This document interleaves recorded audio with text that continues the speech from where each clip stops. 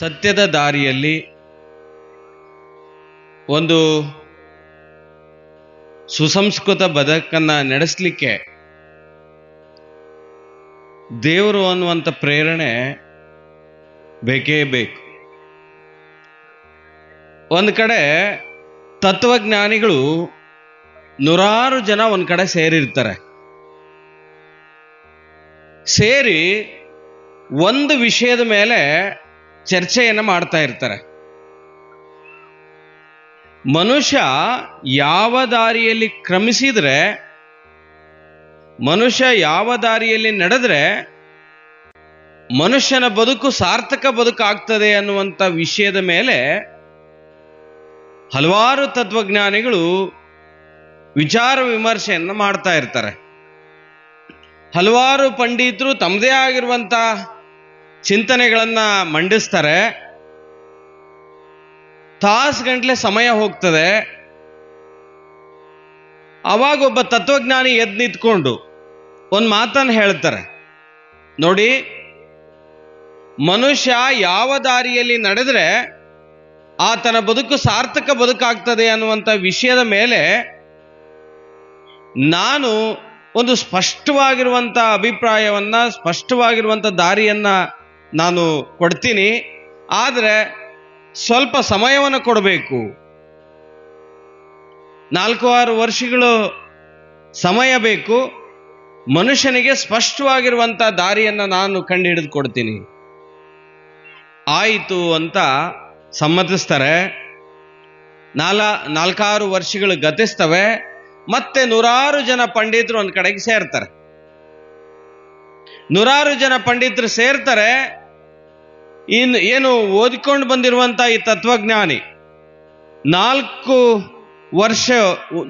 ವರ್ಷದಲ್ಲಿ 4,000 ಗ್ರಂಥಗಳನ್ನು ಅಧ್ಯಯನ ಮಾಡಿ ಮನುಷ್ಯನ ಬದುಕಿಗೆ ಬೇಕಾಗುವಂತ 4 ಮಾತನ್ನು ಹೇಳ್ತಾನೆ. ಆ 4 ಮಾತಲ್ಲಿ 2 ನೆನಪಿಡುವಂತ ಮಾತು, ಇನ್ನೆರಡು ಮರೆಯುವಂತ ಮಾತು. ಈ ನೆನಪಿಡುವಂತ ಮಾತಿನಲ್ಲಿ 1ನೇದು ದೇವರು ಇದಾನೆ ಅನ್ನುವಂಥದ್ದನ್ನ ನೀ ನೆನ್ಪಿಡು. 2ನೇದು ನಿನಗೆ ಮರಣ ಇದೆ ಅನ್ನುವಂಥದ್ದನ್ನು ಕೂಡ ನೀ ನೆನ್ಪಿಡು. ಮರೆಯುವಂತ 2 ಮಾತು, ನೀನು ಬೇರೆಯವರಿಗೆ ಉಪಕಾರ ಮಾಡಿದ್ದನ್ನ ಮರಿ, ಬೇರೆಯವರು ನಿನಗೆ ಅಪಕಾರ ಮಾಡಿದ್ದನ್ನು ಕೂಡ ನೀನ್ ಮರಿ ಅಂತ ಹೇಳ. ಇದು 4 ಮಾತು.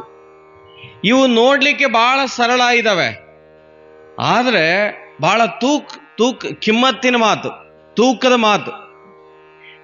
ಈ ನೆನ್ಪಿಡುವಂತ 2 ಮಾತಿನಲ್ಲಿ ದೇವರು ಇದಾನೆ ಅನ್ನುವಂಥದ್ದನ್ನ ನಾವು ಯಾಕೆ ನೆನ್ಪಿಟ್ಕೊಳ್ಬೇಕು?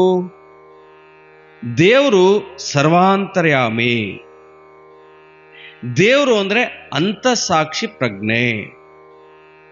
ನಾನು ಮಾಡುವಂತ ಪ್ರತಿ ಕಾರ್ಯವನ್ನ ದೇವರು ನೋಡ್ತಾನೆ ಅನ್ನುವಂಥ ಪ್ರಜ್ಞೆ ಜಾಗೃತ ಆಯ್ತು ಅಂದ್ರೆ ನೀನು ಒಳ್ಳೆ ಕೆಲಸವನ್ನೇ ಮಾಡ್ತೀಯಾ. ಅದಕ್ಕೆ ನೀನು ದೇವರು ಇದಾನೆ ಅನ್ನುವಂಥದ್ದನ್ನ ನೀನ್ ನೆನ್ಪಿಡಪ್ಪ ಅಂತ. 2ನೇದು ಮರೆಯುವಂತ ಮಾತು ಏನು? 2ನೇದು ನಿನಗೆ ಮರಣ ಇದೆ ಅನ್ನುವಂಥದ್ದು ಕೂಡ ನೀನ್ ನೆನ್ಪಿಡು. ಸಾಮಾನ್ಯವಾಗಿ ನಾವೆಲ್ಲ ಶಾಶ್ವತವಾಗಿ ಹೀಗೇ ಇರ್ತೀವಿ ಅನ್ನುವಂಥ ಭ್ರಮೆಯಲ್ಲಿ ಬದುಕ್ತಾ ಇರ್ತೀವಿ.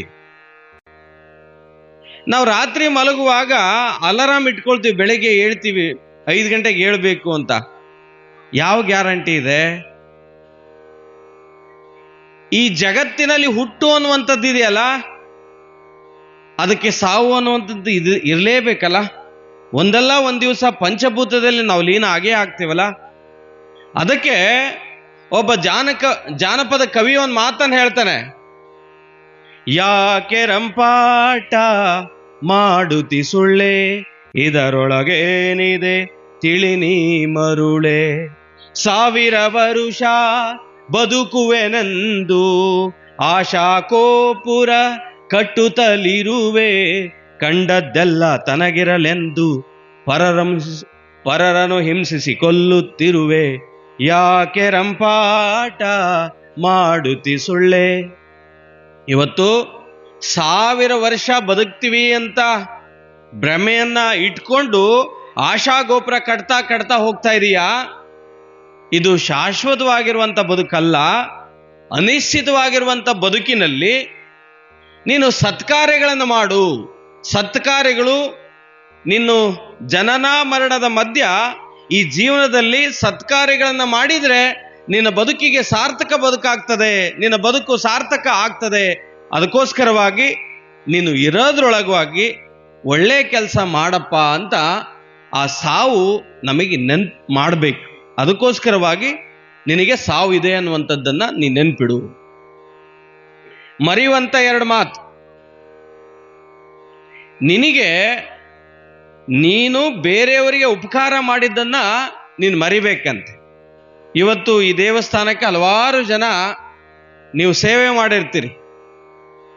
ಸೇವೆ ಮಾಡಿದ್ದನ್ನ, ದಾಸೋಹಕ್ಕೆ ಕೊಟ್ಟಿದ್ದನ್ನ, ದಾನ ಮಾಡಿದ್ದನ್ನ, ಅಸಹಾಯಕರಿಗೆ ಸಹಕಾರ ಮಾಡಿದ್ದನ್ನ ದೇವರು ಕೊಟ್ಟಿದ್ದಾನೆ, ದೇವರಿಗೆ ಸಮರ್ಪಣೆ ಮಾಡಿದ್ದೀನಿ ಎನ್ನುವಂಥದ್ದು.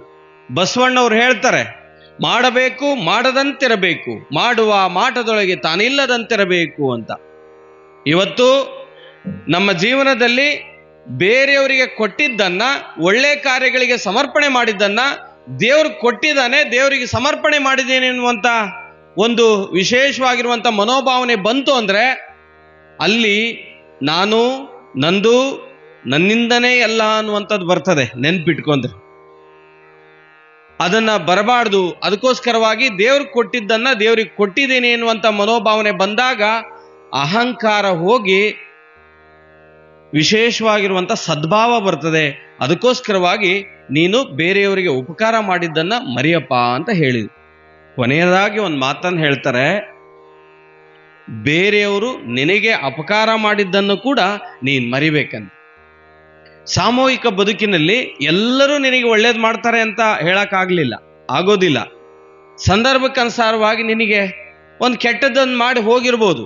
ಆದರೆ ಕೆಟ್ಟದ ಮಾಡದವನಿಗಿಂತ ನೀನು ಮಾಡಿರುವಂತ ಮೋಸವನ್ನ ಮನಸ್ಸಿನಲ್ಲಿ ಇಟ್ಕೊಂಡು ನೀನು ಕೊರಗ್ತಾ ಹೋದೆ ಅಂದ್ರೆ ಯಾವ ಮನುಷ್ಯ ಮಾನಸಿಕವಾಗಿ ಖಿನ್ನತೆಗೆ ಒಳಗಾಗ್ತಾನೆ ಅವನು ದೈಹಿಕವಾಗಿರುವಂತ ಆರೋಗ್ಯವನ್ನು ಕಳ್ಕೊಳ್ತಾನೆ. ಇವತ್ತು ಕೆಟ್ಟದನ್ನು ಮಾಡಲಿಕ್ಕೆ ಬಹಳ ಸುಲಭ, ಒಳ್ಳೇದು ಮಾಡೋದು ಬಹಳ ಕಷ್ಟ. ಇವತ್ತು ಹಲವಾರು ಸಂದರ್ಭಗಳಲ್ಲಿ ಸಹನೆ ಪರೀಕ್ಷೆಗಳು ಬರ್ತವೆ. ದೇವರು, ಧರ್ಮ, ಮಠ, ಮಂದಿರಕ್ಕೆ ನಾವು ಯಾಕೆ ಹೋಗ್ಬೇಕು ಅಂದ್ರೆ ನೋವು ನಲಿವುಗಳನ್ನ ಸಮಾನವಾಗಿ ಸ್ವೀಕರಿಸುವಂತ ಗುಣ ನಮ್ಮ ಜೀವನದಲ್ಲಿ ಬರಬೇಕು ಅಂದ್ರೆ ಮಠಕ್ಕೆ ಬರಬೇಕು, ದೇವಸ್ಥಾನಗಳಿಗೆ ಬಂದು ಧ್ಯಾನ ಮಾಡಬೇಕು, ಪೂಜೆಯನ್ನು ಮಾಡಬೇಕು, ಭಜನೆ ಮಾಡಬೇಕು. ಅಂದಾಗ ಸಮರ್ಪಣಾ ಮನೋಭಾವ ಬಂದಾಗ ಬದುಕು ಅದು ಹಸನಾಗ್ತದೆ. ಸಾಮಾನ್ಯವಾಗಿ ಇವತ್ತು ದೇವಸ್ಥಾನ ನಿರ್ಮಾಣ ಮಾಡೋದು, ಇವತ್ತು ಊರಲ್ಲಿ ಪೊಲೀಸ್ ಸ್ಟೇಷನ್ಗಳು ಜಾಸ್ತಿ ಆದಂತೆ ಅದು ಒಳ್ಳೆಯ ಲಕ್ಷಣ ಅಲ್ಲ. ಊರಲ್ಲಿ ಮದ್ಯಪಾನದ ಅಂಗಡಿಗಳು ಜಾಸ್ತಿ ಆದಂಗೆ ಸಂಸ್ಕೃತಿ ಹಾಳಾಗ್ತದೆ. ಆದರೆ ಮಠಗಳಲ್ಲಿ ಏನು, ಊರಲ್ಲಿ ದೇವಸ್ಥಾನ, ಮಠಗಳು ಅವು ಮನುಷ್ಯನಿಗೆ ಶಾಂತಿ ಮತ್ತು ನೆಮ್ಮದಿಯ ಕೇಂದ್ರಗಳಾಗ್ತವೆ. ಅವುಗಳನ್ನು ಸರಿಯಾಗಿ ಸದ್ಬಳಕೆ ಮಾಡ್ಕೊಳ್ಬೇಕು.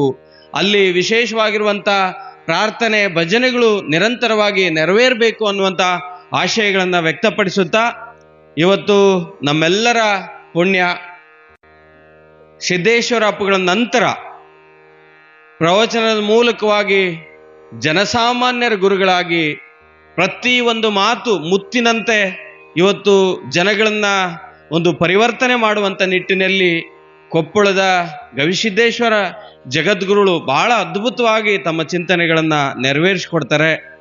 ಅವರ ಮಾತುಗಳನ್ನ ಕೇಳುವಂಥದ್ದು ನಮ್ಮೆಲ್ಲರ ಭಾಗ್ಯ ಅನ್ನುವಂಥ ಆಶಯಗಳನ್ನ ವ್ಯಕ್ತಪಡಿಸುತ್ತಾ, ಈ ಸಂದರ್ಭದಲ್ಲಿ ಇಲ್ಲಿ ಸೇರಿರುವಂತ